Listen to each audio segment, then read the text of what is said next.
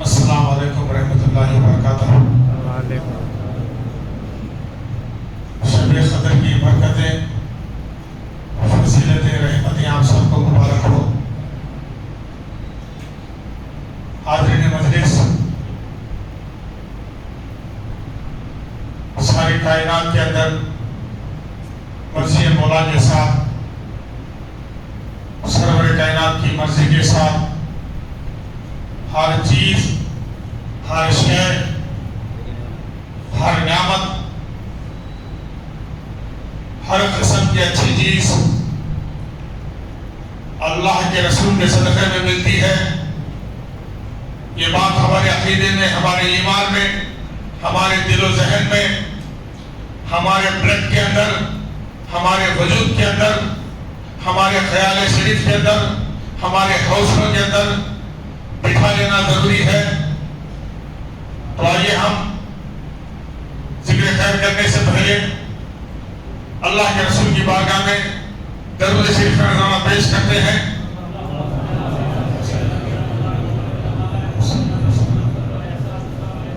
اللہم صلی علی محمد، اللہم صلی علی محمد علی آلہ وصحبہ وسلم۔ اللہم صلی علی محمد۔ اور بھارت کی سرزمین میں ہمیں دین ملتا ہے حضرت خواجہ غریب نواز رضی اللہ تعالیٰ عنہ کے صدقے میں۔ ان کے آنے کے بعد بھارت میں دین مکمل طور پہ آباد ہوا۔ آنکھوں کا نور بن کر اجمیر والے خواجہ، آنکھوں کا نور بن کر اجمیر والے خواجہ، دل کر دیا منور اجمیر والے خواجہ۔ ہے فیض سے تمہارے ایمان میرا سلامت، ہے فیض سے تمہارے ایمان میرا سلامت، قربان میں ہوں تم پر اجمیر والے خواجہ، آنکھوں کا نور بن کر اجمیر والے خواجہ، دل کر دیا منور اجمیر والے خواجہ۔ میرے دوستو، مختصر بات آپ کے سامنے پیش کرتا ہوں۔ موسم گرما کا جو تعلق ہے، سمر سیزن کا جو تعلق ہے، ویسوی کالم کا جو تعلق ہے، اللہ تعالیٰ کی بارگاہ میں آزمائشوں کے ساتھ سرور کائنات کے صدقے میں، حضرت امام حسین کے صدقے میں ملا ہے آزمائشوں کا سلسلہ۔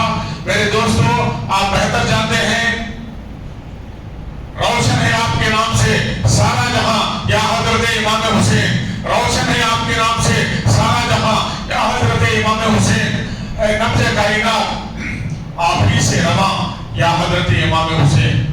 کربلا کی داستان کو دیکھتے ہیں، کربلا کی داستان بھی موسم گرما سے منسوب ہے، سمر سیزن سے منسوب ہے۔ اللہ تعالیٰ کی مرضی کیا ہے اللہ تعالیٰ بہتر جانتا ہے، سرور کائنات کی مرضی کیا ہے سرور کائنات بہتر جانتے ہیں۔ اور بھارت کی سرزمین میں فار یور کائنڈ انفارمیشن،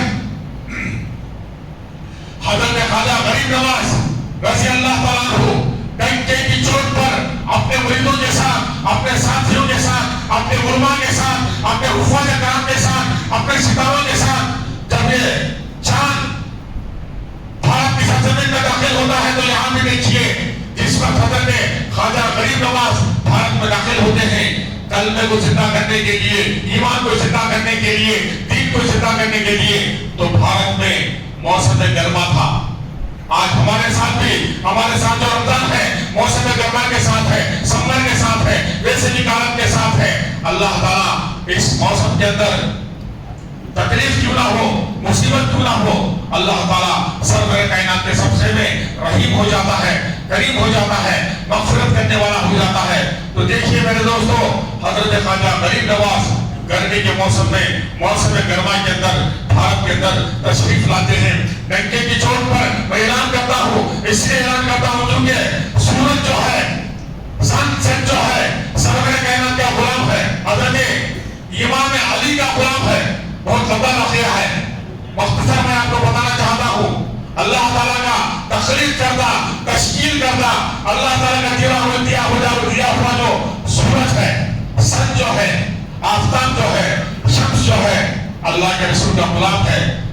اور حضرت شیر خدا کا بھی غلام ہے, جن کی عصر کی نماز کے لیے ڈوبا ہوا سورج دوبارہ پھر سے نکل آتا ہے. یہ ہے حضرت امام علی کے شان. ان باتوں کو لے کر, اس ہسٹری کو لے کر, اس وجود کو لے کر, ان مرحلوں کو لے کر ڈنکے کی چوٹ پر گنہگار محمود علی خان بن مرحوم فرید خان اعلان کرتا ہے. غور سے سنیے میرے بھائیوں, سورت کو شاید تکلیف ہوئی ہوگی کہ میں گرم آتا ہوں, تپش کی وجہ سے تکلیف دیتا ہوں. حضرت خواجہ غریب نواز رضی اللہ تعالیٰ عنہ آل رسول کے نور نظر ہیں, جن کی صورت کے آگے گلاب کا پھول بیکار ہے, کمل کا پھول بیکار ہے, کدری کا, موہرے کا پھول کیوں نہ ہو, یہ تمام پھول حضرت خواجہ غریب نواز کے چہرے کے آگے, جلوے کے آگے, نورانیت کے آگے بیکار ہے.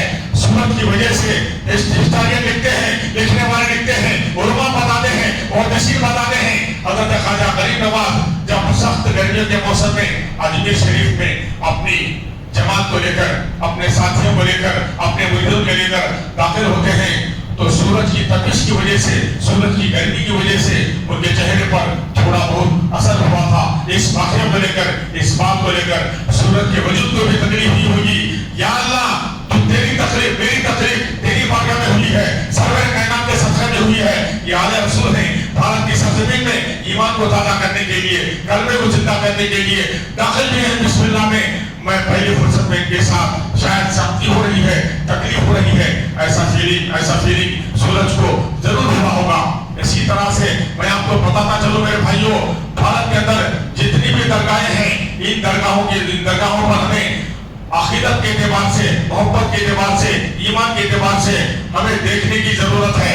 حضرت خواجہ غریب نواز رضی اللہ تعالیٰ عنہ, ان کا وجود, ان کی درگاہ آج بھی بھارت کے لیے ایک کرامت ہے. میں آپ کو بتاتا چلوں, بھارت کی سرزمین میں کیوں نہ ہو, سارے افغانستان میں کیوں نہ ہو, قرآن و حدیث کی روشنی میں گوشت کھانا حلال ہے, حلال پرندے کیوں نہ ہو, حلال جانور کیوں نہ ہو, مسلمان گوشت کھا سکتا ہے. لیکن یہاں دیکھیے حضرت خواجہ غریب نواز رضی اللہ تعالیٰ عنہ, بھارت کی سرزمین میں آپ جانتے ہیں ان دنوں ہمارا بھارت جو تھا ترکاری کا بھارت تھا, بھاجی کا بھارت تھا, کدو شریف کھانے والا بھارت تھا. ایسے بھارت میں اگر حضرت خواجہ غریب نواز رضی اللہ تعالیٰ عنہ ڈنکے کی چوٹ پر نان ویج کھاتے بیٹھے رہیں گے, کلمہ کیسے آگے بڑھے گا؟ ارے برابر کی بات کیوں نہ ہو, پہاڑ کی بات کیوں نہ ہو, کچھ کی بات کیوں نہ ہو. ارے ان کا فیلنگ کیا ہے, ان کا عقیدہ کیا ہے, ان کا ذہن کیا ہے, یہ حضرت خواجہ غریب نواز رضی اللہ تعالیٰ عنہ بہتر جانتے ہیں.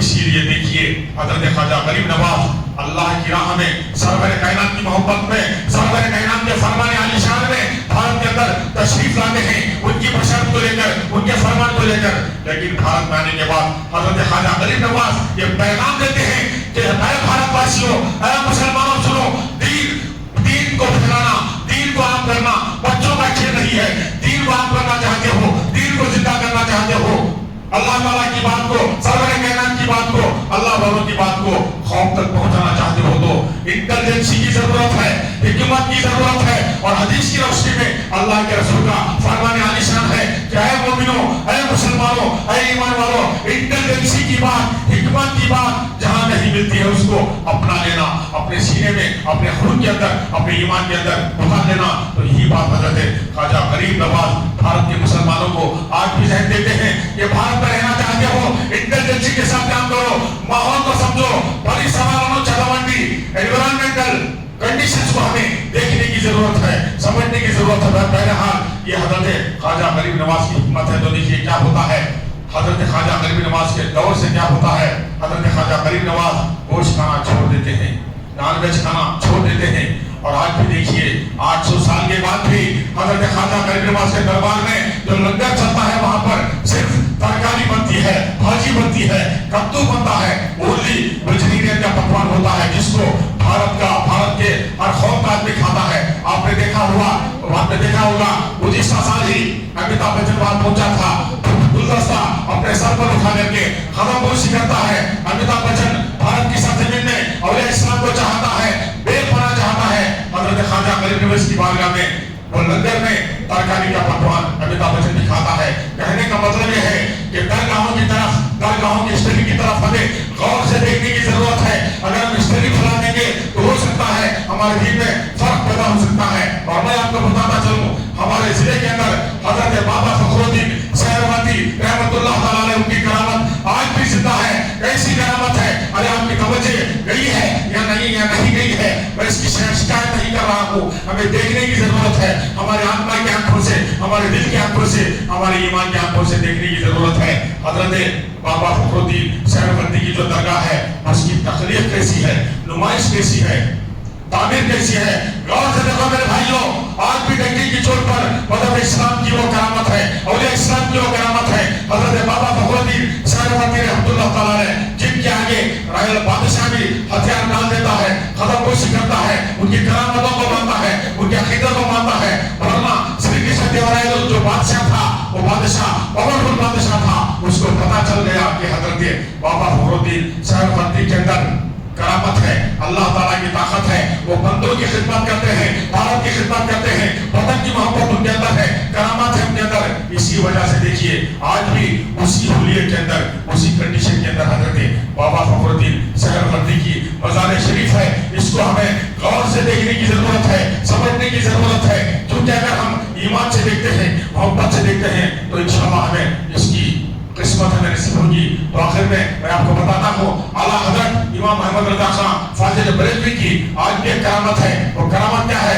कौन से सुनो मेरे दोस्तों, कुरान शरीफ का तर्जुमा उर्दू में हजरत आला हजरत इमाम अहमद रजा खान फाजिल बरेलवी रहमतुल्लाह ताला अलैह कुरान शरीफ का जो तर्जुमा है उर्दू में डंके की चोट पर एक्सीलेंट बेहतरीन तर्जुमा किए हैं। वो उनकी जिंदगी की आज भी क़यामत तक भी एक बेहतरीन करामत है। तो अल्लाह ताला की बारगाह में दुआ है कि अल्लाह ताला भारत की सरजमीन में हजरत ख्वाजा गरीब नवाज रज़ी अल्लाह ताला से लेकर आला हजरत इमाम अहमद रजा खान फाजिल बरेलवी तक जितने भी औलिया इस्लाम हैं, उन तमाम के वजूद को, जिंदगी को, उनके पैगाम को, उनकी मेहनत को, उनके अंदर जो सही दीन का जज्बा था, सही तबलीग का जज्बा था, उसको समझने के अल्लाह ताला हमें सरवर कायनात के सदक़े में, शब क़द्र के सदक़े में अल्लाह ताला हमें हिदायत नसीब फरमाए।